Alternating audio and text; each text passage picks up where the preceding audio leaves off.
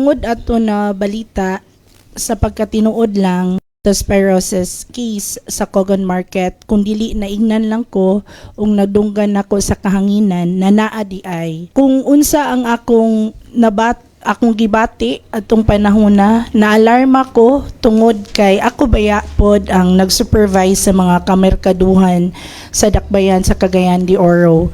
Isa pod sa akong kabalaka kay maapektuhan pod ang paningabuhi sa atong vendors tungod sa mga unwarranted, unverified statements na gipagawa sa kahanginan kay na-generalize manggod ang word na merkado. Kung buot hunahunaon, upat ka major markets diri sa dakbayan sa Cagayan de Oro. Ikaduha, dili naman di nato ikuan na ang news based pod sa atong nadunggan sa kahanginan gikan kay Mr. Franklin Dagkuta. Kung kinsa si Sir Franklin, siya ang atong existing o present Kumba President. So, nag-expect ko, being the president of Cogon Market, akong klarohon, naglambigit lang ta sa Cogon Market, dili sa laing merkado, nag-protocol unta po siya sa ako. Ang akong gusto is, president man siya, being also the department manager, pwede raman pod unta po niya masakaan sa opisina.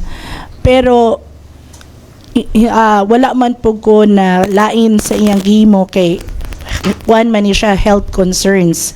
Health na balaka lang po siguro siya kay isip presidente, pero ang statements manggod na generalize manggod niya diretso na victim diretso sa leptospirosis without any structural backbone sa information na dapat i-verify unta tinuod naa siya'y kaikag na ipahibalo kay health concerns, pero ang procedure wala manggod natuman, maunang naghatag na noon siya kabalaka which is unverified di ay siya. Actually diplomatic mangyod ang atong approach as always, pero ako isip na nakita nako na any mas maayo na sa ako na mag-protocol.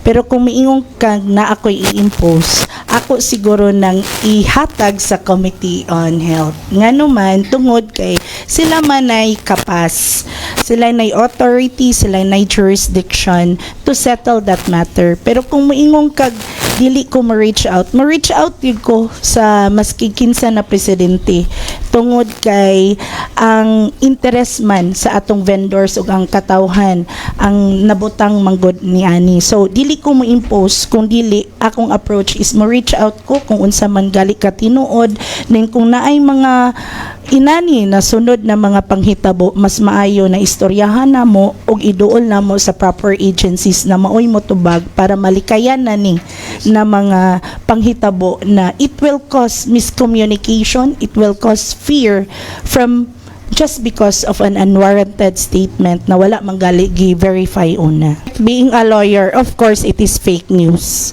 Because it is unwarranted and unverified. Because making statement without any solid background, that is not allowable. In fact, dili gina siya dawaton sa court.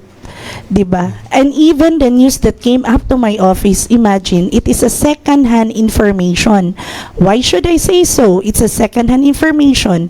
First and foremost, nadunggan lang nako sa kahanginan.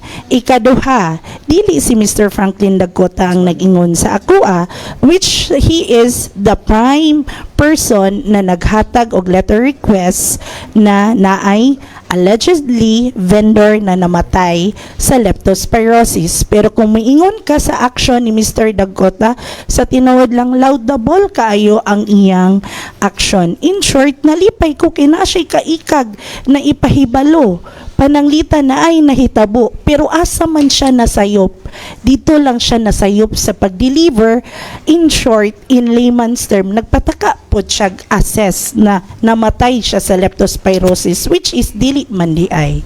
So kana lang.